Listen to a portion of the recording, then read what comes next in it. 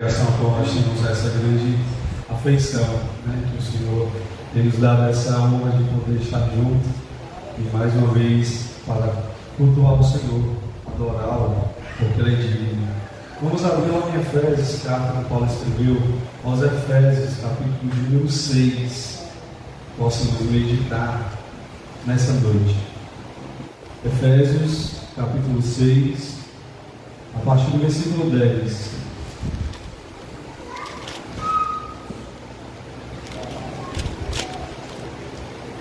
Carta que Paulo escreve aqui aos Efésios, capítulo 6, versículos 10 e 20.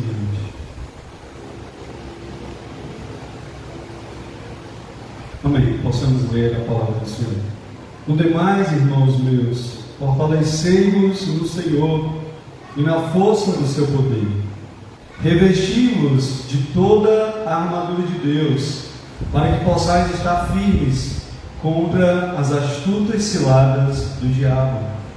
Porque não temos de lutar contra a carne e o sangue, e sim contra os principados, contra as potestades, contra os poderes deste mundo tenebroso, contra as forças espirituais da maldade nas regiões celestes.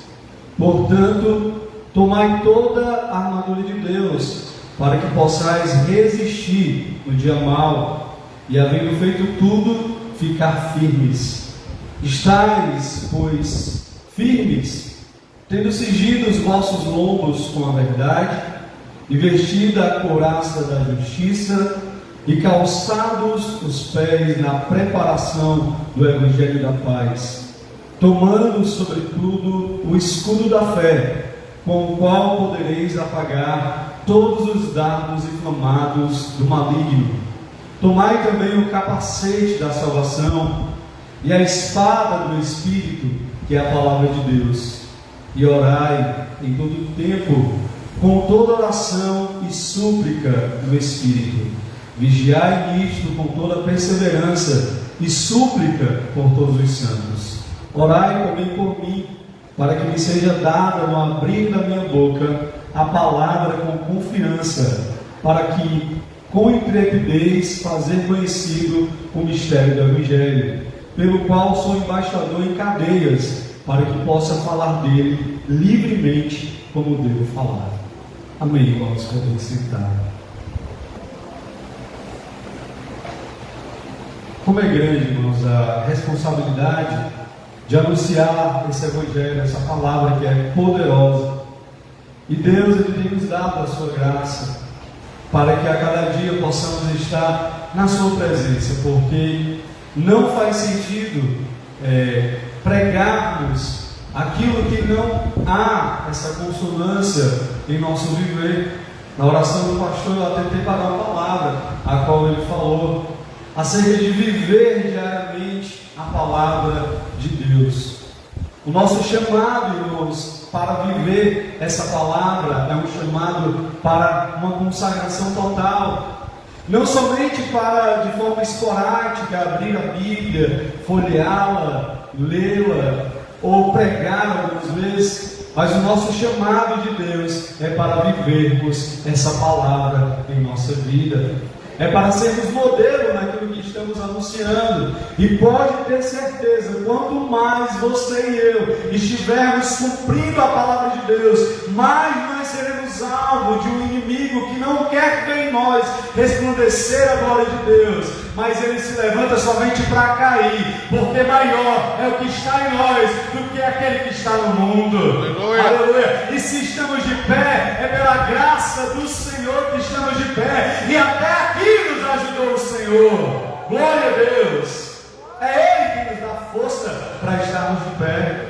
É Ele que cumpre em nós a sua boa palavra, de sorte que nós estamos com essa condição hoje de viver essa palavra, irmãos. Não é por nós mesmos, mas é a graça de Deus em nossas vidas.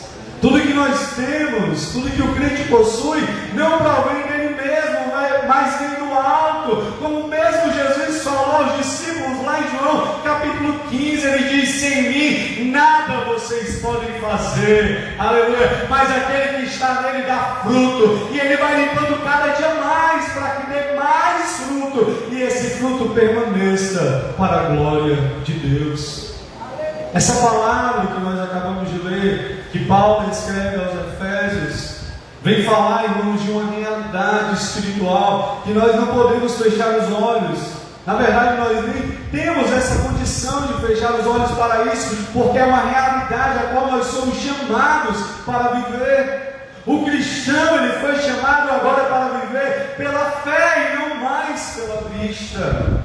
Nós andávamos baseados nas circunstâncias, pelo aquilo que a gente via, quando nós ainda não éramos filhos de Deus, quando ainda não tínhamos comunhão com Deus através do seu Filho Jesus. Tudo que nós vivíamos era baseado em circunstâncias, no achismo, no senso comum. Mas a partir daquele momento que nós aceitamos a Jesus, que na verdade Ele nos aceitou, Ele nos tirou das trevas e nos trouxe para a sua maravilhosa luz, nós temos agora um novo pensamento, nós temos agora a mente do Senhor, a mente de Cristo, e não pensamos mais as mesmas coisas, mas agora nós pensamos naquilo que traz edificação, naquilo que traz louvor, naquilo que tem boa fama. Nisso nós pensamos, que é a palavra de Deus. Aleluia! Não somos mais como os filhos da desobediência que caminham para o pecado, que caminham para o abismo eterno, mas hoje somos filhos da luz e andamos não mais em trevas, mas andamos em luz, a luz do Senhor. Aleluia! Como diz o autor de Provérbios, a luz do justo é como a aurora que brilha cada dia mais até ser dia perfeito. Aleluia! A vida do cristão tem que brilhar cada vez mais até chegar ao seu ápice, que vai ser na volta de Cristo Jesus. Ele não tem que definhar e ir decaindo a cada dia, não, irmãos, mas nós precisamos a cada dia crescer espiritualmente. Vamos nos alimentando pela palavra de Deus e vamos a cada dia crescendo espiritualmente, mas ao mesmo tempo diminuindo no eu, diminuindo no ego e crescendo na dependência do Senhor. Aleluia. Glória. A realidade espiritual é latente, nós não podemos fechar os olhos para isso. Essa carta que Paulo escreve aqui aos Efésios, ele traz, irmãos, um chamamento à realidade espiritual. Logo nos primeiros capítulos, ele vai ali declarando para aquela igreja a sua condição.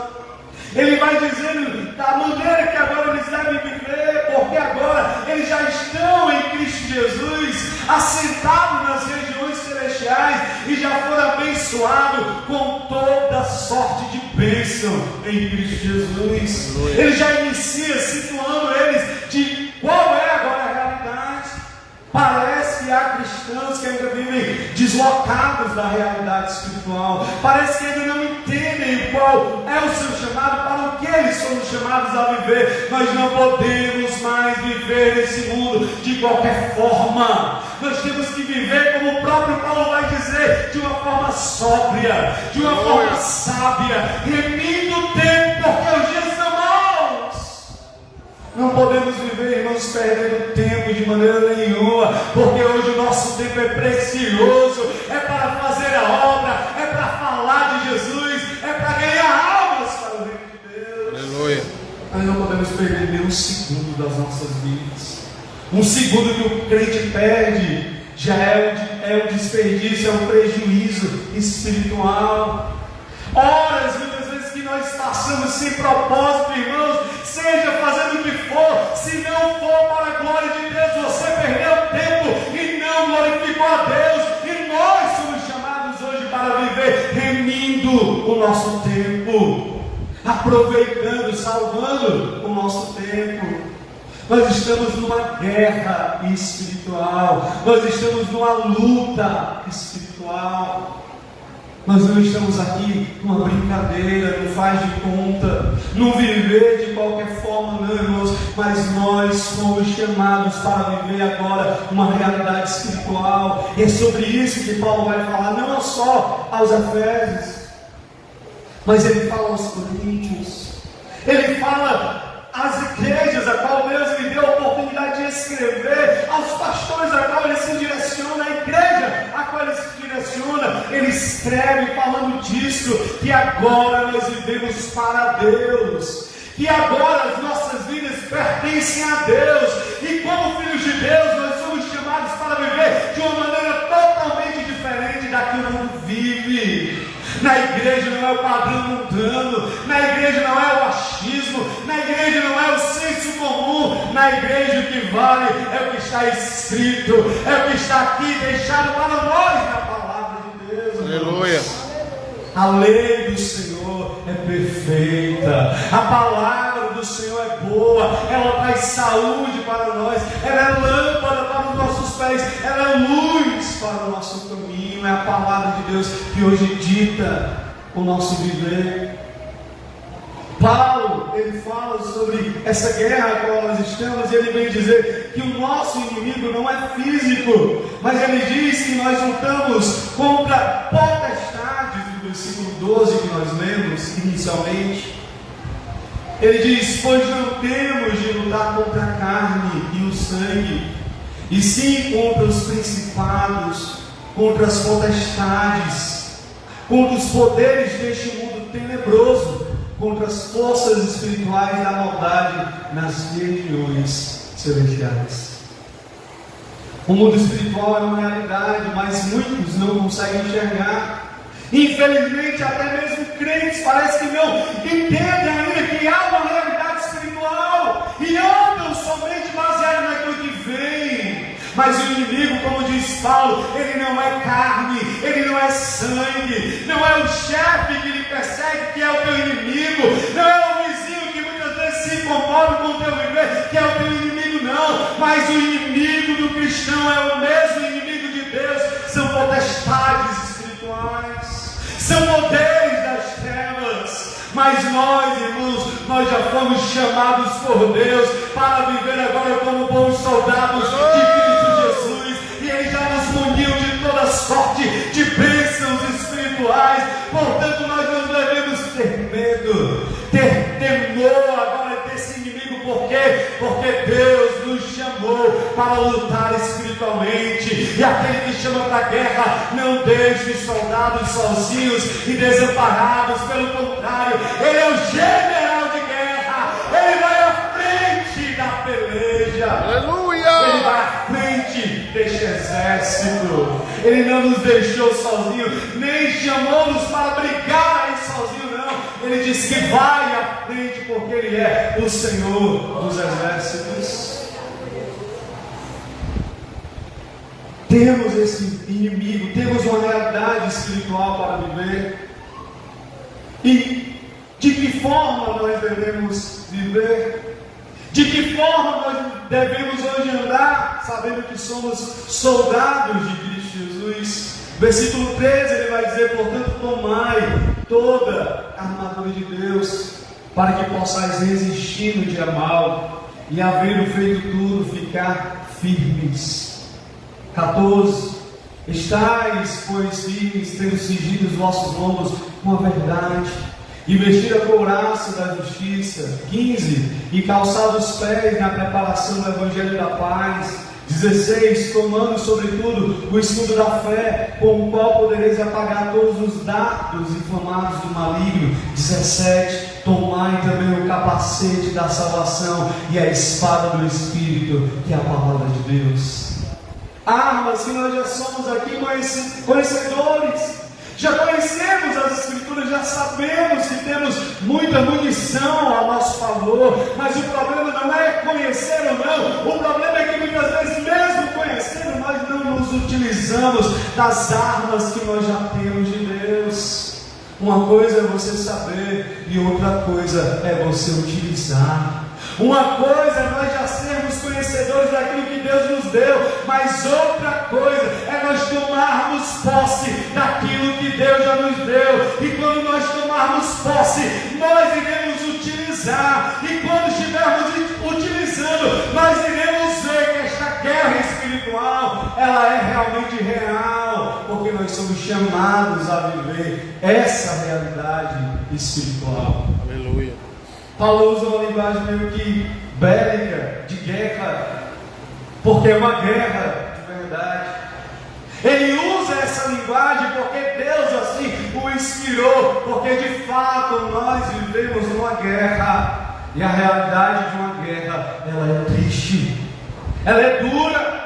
O mundo sempre viveu aí em guerras, hoje mesmo há muitas guerras declaradas, deflagradas, que estão em seu curso, nações contra nações. E em uma guerra, os dois lados, eles traçam estratégias para acabar com o seu rival, com o seu oponente, com o seu inimigo. Ele não quer apenas causar um pouquinho de estrago, não. O desejo daquele é acabar, destruir com o seu rival, com o seu inimigo, para ter o poder sobre ele.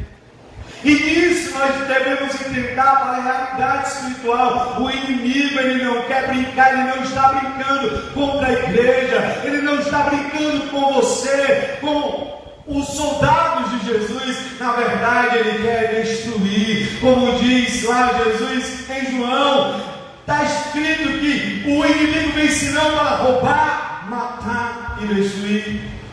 E nós sabemos que essas características, elas se igualam às características do nosso inimigo, que vem somente para matar, roubar e destruir. Mas no mesmo texto Jesus disse: eu vim para dar vida e vida com abundância. Aleluia. Eu sou o bom pastor, e o bom pastor dá vida pelas suas ovelhas. Ele declara que ele mesmo veio para dar vida. Se há um inimigo que veio para destruir, matar, que veio para se opor ao seu povo, ele na verdade já nos deu uma vida, e nos deu uma vida vitoriosa, nos deu uma vida abundante para vivermos nessa terra. Então, crente, se anime, saiba que você tem a seu favor o general que é Jesus. Você tem um bom pastor que já deu a vida por você, ele já se entregou naquela cruz e já morreu em teu favor. E o que é que você está esperando para fazer alguma coisa por Cristo, para pregar a palavra dele, o evangelho dele, para anunciar o ano aceitável do Senhor? O que é que você ainda está esperando, se tudo ele já fez por ti? Se ele já morreu em uma cruz por ti? Aleluia. Em 2 Timóteo é um texto que Paulo vai falar acerca dessa luta, e ele vai comparar os crentes a soldados. 2 Timóteo capítulo 2, se referindo agora a Timóteo, ele vai aqui trazer para ele conselhos espirituais que não somente para ele servem, mas servem para todos nós que fomos chamados por Deus para pelejar. Capítulo 2 de 2 Timóteo, ele diz: tu, pois, meu filho, fortifica-te na graça que há em Cristo Jesus, e o que de mim através de muitas testemunhas ouviste, confia-o a homens fiéis, que sejam idôneos, que também para também ensinarem a outros. Sofre, pois, comigo as aflições, como bom soldado de Cristo Jesus. E ainda tem crente achando que está aqui em um parque de diversões, como a W12 vai trazer essa ilustração nesse livro que é pequenino, mas que tem uma grande mensagem. Este mundo, ele traz aqui uma interrogação: lugar de lazer ou campo de batalha? Ele diz aqui, Paulo diz para Timóteo: sofre comigo as aflições, como um bom soldado de Cristo. Glória. Então, um bom soldado de Cristo, ele não pode ser indiferente a essa luta espiritual, a essa guerra espiritual. Nós precisamos, irmãos, tomar posse dessa realidade. Você precisa, crente, se conscientizar. Você está em uma guerra, você não está numa brincadeira, não, numa brincadeira de roda, num parque além de diversões. Você está em um campo de guerra, é num campo de batalha que você se encontra. A igreja está em um campo de batalha. De um lado ela está, e do lado oposto o inimigo, jogando todo dardo, jogando toda seta, tentando de todas as formas desviar o propósito desse exército. Mas esse exército já é vencedor, porque Cristo é o nosso cabeça. Aleluia. Ainda que haja alguns soldados que às vezes perdem esse foco, mas o exército ainda assim está firme na presença do Senhor. Aleluia. Ainda que haja alguns soldados que no meio da guerra se feriram e uns ainda estão se recuperando até hoje, mas esse exército está atuante, esse exército não para, porque o seu capitão é Jesus, e ele não deixa esse exército parar. Aleluia. Sofre comigo como um bom soldado de Cristo Jesus. Versículo 4, ele vai continuar dizendo: nenhum soldado em serviço se embaraça com negócios dessa vida, a fim de agradar aquele que o alistou para a guerra. Nenhum soldado na guerra espiritual pode se embaraçar, irmãos. O embaraço é algo que prende, é algo que engole, é algo que não deixa a pessoa avançar. Qual é o embaraço, meu irmão, que tem te impedido de correr a tua carreira espiritual? Qual é o pecado, qual é o embaraço, qual é a situação que tem te impedido de ser um soldado valente, um soldado guerreiro, que luta esta guerra com toda a sua força? O que é que tem te impedido? Paulo tem dito aqui para Timóteo: ei Timóteo, nenhum soldado que está nessa peleja, nenhum soldado que está em serviço, ele se embaraça com coisas desta vida, não, a fim de agradar aquele que o alistou. Quem te alistou foi Jesus. Quem te chamou para essa peleja foi Deus, através do seu Filho Jesus. Você não pode perder tempo, não pode se embaraçar, não pode deixar de olhar para Jesus, como diz o autor de Hebreus, olhando firmemente para Jesus, autor e consumador da nossa fé. Aleluia. Olhando para Ele, nós vamos nos desviar de todo embaraço, correndo com paciência a carreira que nos está proposta, olhando para Jesus, vencendo todo embaraço e o pecado que tão de perto nos rodeia. Nós temos que olhar, irmãos, para Jesus. Se nós deixarmos de olhar para Jesus e olhar seja lá para o que for, nós vamos nos embaraçar com negócios dessa vida, e embaraçados com alguma coisa, nós não iremos lutar legitimamente. E quem vai sofrer é este exército, porque poderia avançar muito mais se todos os seus soldados fossem focados, fossem ali vocacionados dessa forma, e todos unidos em um mesmo propósito, lutando espiritualmente. Aí no versículo 5 ele compara: igualmente o atleta não é coroado se não lutar legitimamente. O lavrador que trabalha deve ser o primeiro a gozar dos frutos. O atleta, em tudo ele se abstém. E Paulo vai dizer também aos Coríntios que o atleta muitas vezes se abstém de coisas legítimas, mas que vão lhe atrapalhar no seu propósito. Tem coisas, meus irmãos, que são legítimas a nós, mas muitas vezes por algum tempo nós temos que abrir mão, porque aquilo não vai nos fazer andar com toda a fluidez, com toda a força, com toda a velocidade que Deus espera de nós. Então muitas vezes, como um atleta, ele se abstém de coisas para alcançar aquele propósito. O crente muitas vezes abre mão de algumas coisas com o propósito de avançar no reino de Deus, de avançar na obra do Senhor. Glória. Você tem que entender o que é que Deus tem falado a você, o que é que Ele tem falado ao teu coração para abrir mão. Às vezes dói, às vezes demora, às vezes você não quer entender, mas Deus já falou, e muitas vezes somos nós que dificultamos. Claro que somos nós, Deus não dificulta. Todas as vezes que tem dificuldade, somos nós que dificultamos, que nos embaraçamos com coisas dessa vida. Mas Deus quer, irmãos, fazer com que a sua obra avance.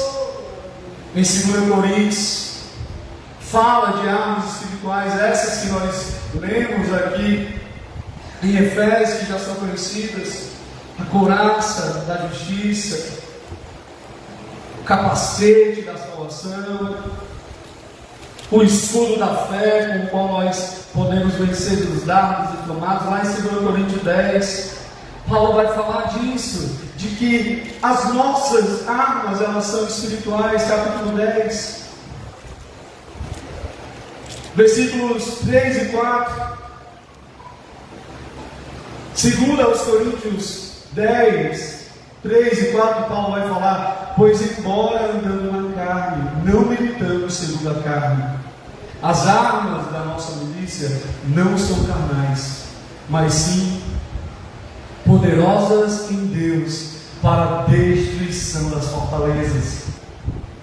Derrubamos raciocínios e toda altivez que se levante contra o conhecimento de Deus, e levamos cativo todo pensamento à obediência de Cristo. Aleluia. Nós vivemos uma guerra espiritual, e essa guerra, irmãos, ela perpassa todas as áreas dessa vida. O campo cultural, irmãos, o campo social, essa guerra cultural que há hoje, esses valores que são infundidos, tudo isso tem sido influenciado pelo inimigo de Deus, através das artes, da filosofia, através das ideologias mundanas que nós temos combatido hoje.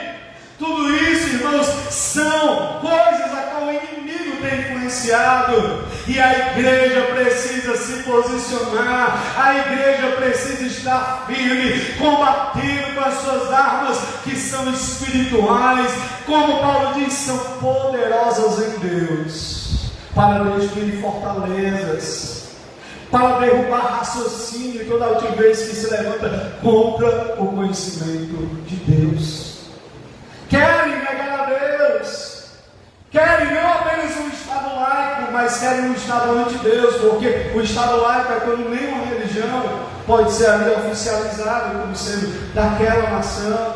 Mas o que eles querem não é isso, não é só tirar as religiões, eles querem tirar o nome de Deus, eles querem tirar a presença de Deus, eles não querem que as pessoas se voltem para Deus, eles querem ou obstruir o caminho para se chegar a Deus. Mas a igreja está aqui, a igreja está aqui, os soldados de Cristo estão aqui, estão lutando, estão se posicionando, estão pregando, estão usando as armas espirituais que são poderosas em Deus para destruir tudo isso aí que se levanta contra o conhecimento de Deus, que leva cativo todo pensamento à obediência de Cristo.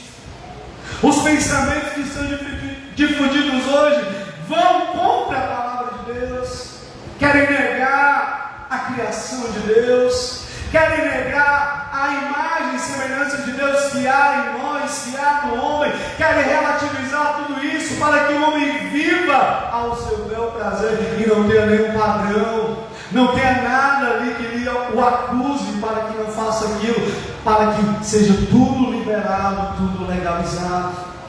Mas há um Deus no céu, há um Deus que reina, há um Deus criador, há um Deus santo, há um Deus perfeito que criou todas as coisas com a sua sabedoria, e o Evangelho de Deus mostra isso. O Evangelho mostra a glória de Deus, o Evangelho aponta para Deus, os céus proclamam a glória de Deus, o firmamento, as obras de suas mãos. A palavra de Deus está aí para anunciar a verdade, e nós não podemos ficar apáticos. Crente, nós somos chamados para viver a realidade espiritual. Como um bom soldado de Cristo Jesus, você não pode se embaraçar, você não pode perder o seu tempo espiritual com coisas que não edificam, você não pode perder tempo da sua vida com coisas que não vão produzir espiritualidade, edificação, que não vão contribuir para o avanço do Evangelho, mas que pelo contrário muitas vezes te afastam de Deus, muitas vezes te fazem viver uma vida capenga, aquém daquilo que Deus idealizou para você. Não aceite viver uma vida aquém do que Deus quer para você. Não aceite viver outro propósito que não seja o propósito de Deus para a tua vida. A Bíblia diz que todas as coisas cooperam para o bem dos que amam a Deus, para o bem daqueles que são chamados segundo o propósito de Deus. Então há um propósito de Deus para a tua vida, há um propósito de Deus para a tua existência. Tu não foi chamado só para esquentar um banco desse, não. Tu foi chamado para pregar a palavra de Deus. Aleluia! Tu não foi chamado só para fazer número, não. Tu foi chamado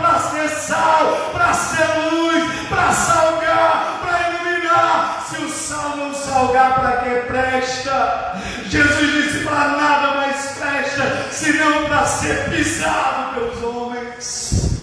Quantos estão sendo pisados pelos homens? Por quê? Porque negaram a palavra, porque não salvam mais, não são mais sal, não iluminam mais, foram atropelados por este mundo. Mas a igreja do Senhor não, ela não vai ser atropelada por ideologias, não, pelo contrário, é a igreja do Senhor que vai atropelar este mundo mal. Aleluia! Aleluia! O inimigo pensa que está ganhando terreno, pensa que está ganhando espaço, mas Jesus está lá no trono e tem o momento certo para ele vir, e quando ele vier, aleluia, ele vai dissipar todo o mal. A inimigo vai cair por terra de uma só vez. Devemos esperar, irmãos, as coisas espirituais, porque as coisas que se veem são passageiras, temporais, mas aquilo que se não vê é eterno. Lá em Filipenses há um texto que fala sobre essa realidade, que muitas vezes nós estamos esquecidos, e não podemos, irmão, jamais esquecer que tudo aqui nessa terra é passageiro.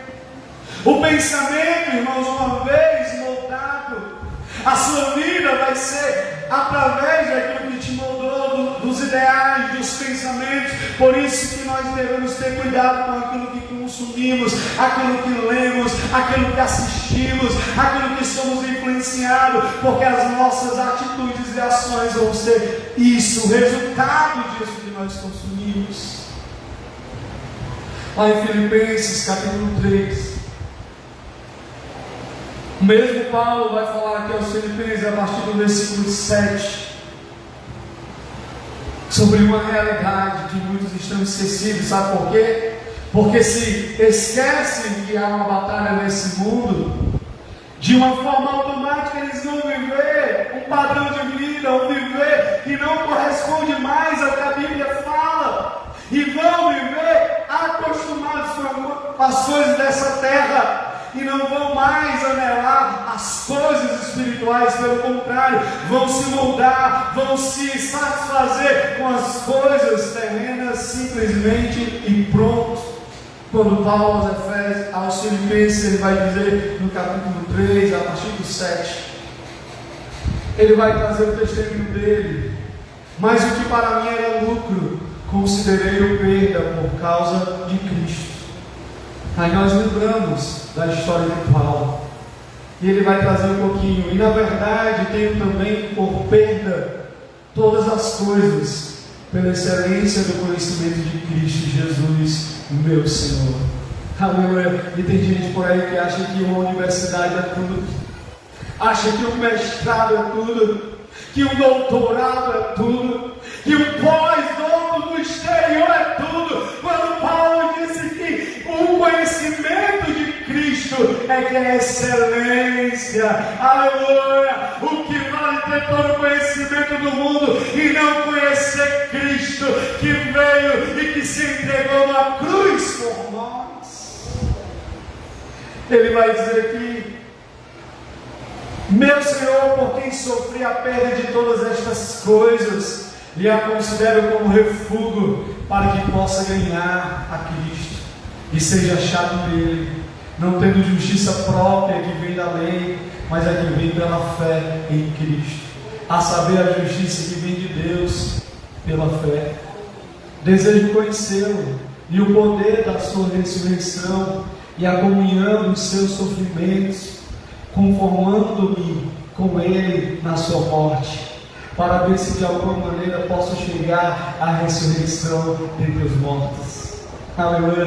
Paulo aqui, irmãos, ele está dando excelência, está dando glória ao conhecimento de Cristo, em detrimento ao conhecimento mundano, simplesmente o conhecimento deste mundo, desta vida.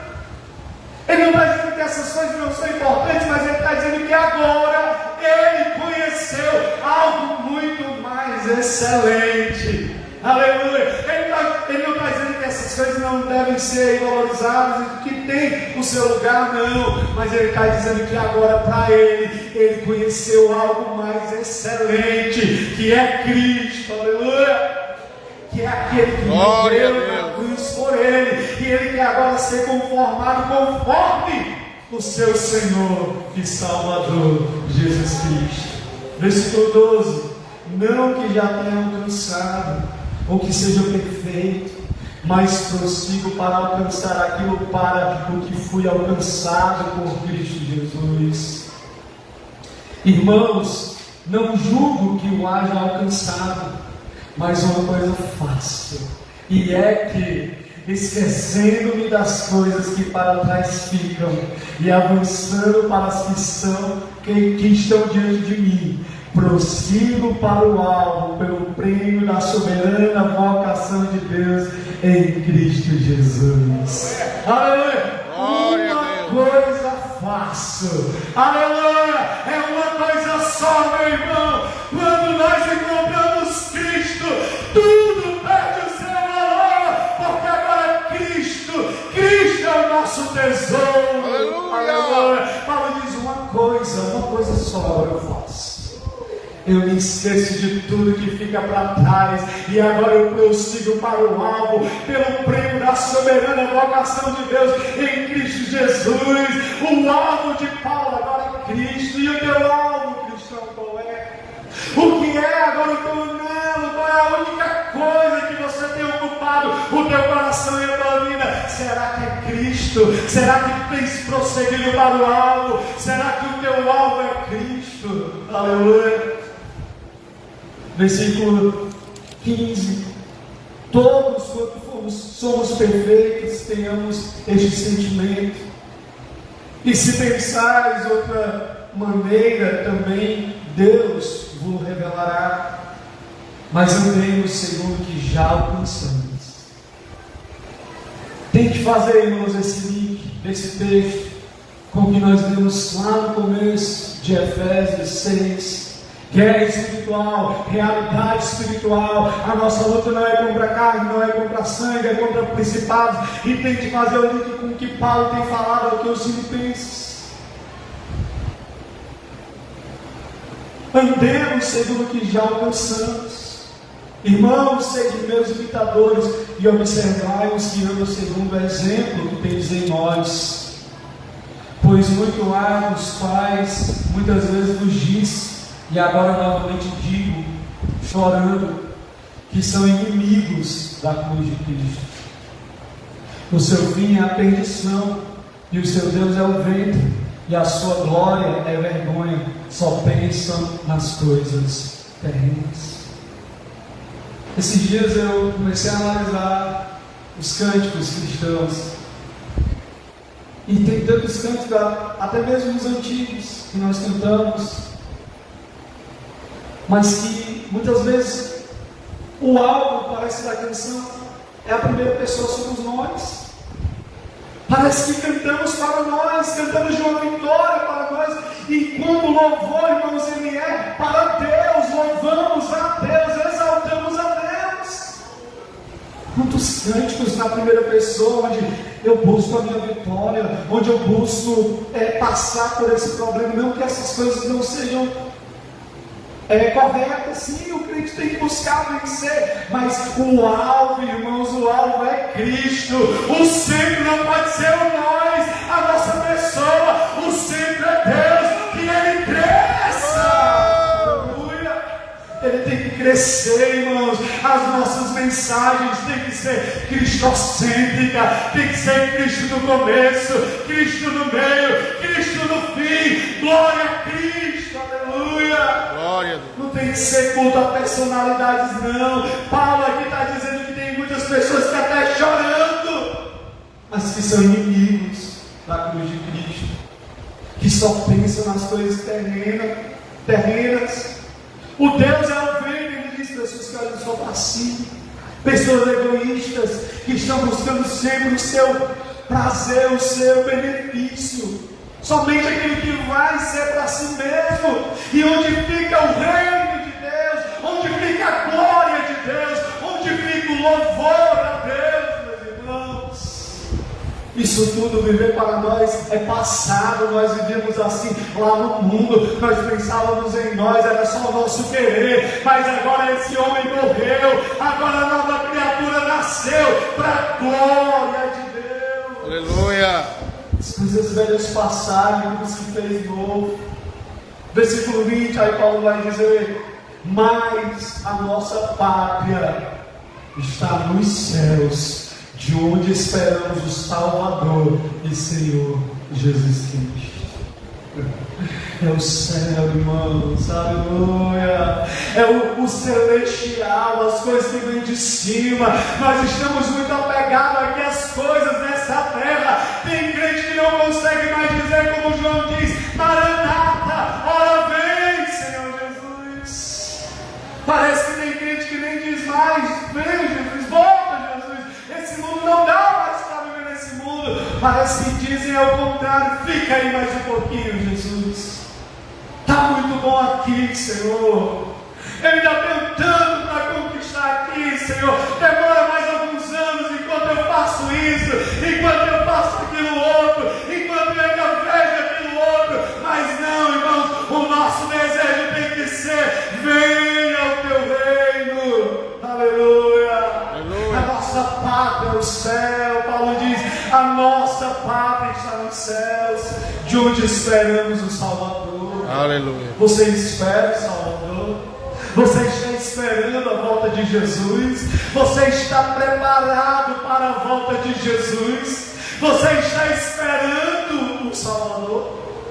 Você está desejando, pedindo, anelando, desejando: vem Jesus, vem Jesus.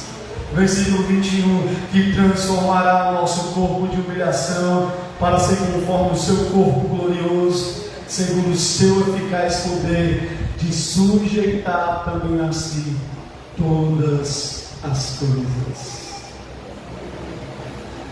Habacuque 12, irmãos, foi muito inspirado quando ele escreveu esse livro. E para finalizar, peço a licença para lançar um trechinho. No capítulo 2, ele vai falar justamente isso: lugar de lazer ou campo de batalha. O capítulo 1, ele vai dizer que as pessoas não mais pensam no mundo como sendo um campo de batalha, mas como um lugar de lazer. Não estaríamos aqui para lutar, mas para brincar, segundo algumas pessoas. Não estaríamos num país estrangeiro, mas em casa. Não estamos nos preparando para a vida, mas já estaremos vivendo a nossa maneira, livrando-nos de nossas inibições e frustrações, para aproveitar o máximo que pudermos. Esse é o resumo da filosofia religiosa do homem moderno, abertamente professada por milhões e facilmente aceita por muito mais pessoas que vivem de acordo com ela, mesmo que não admitam por meio de palavras.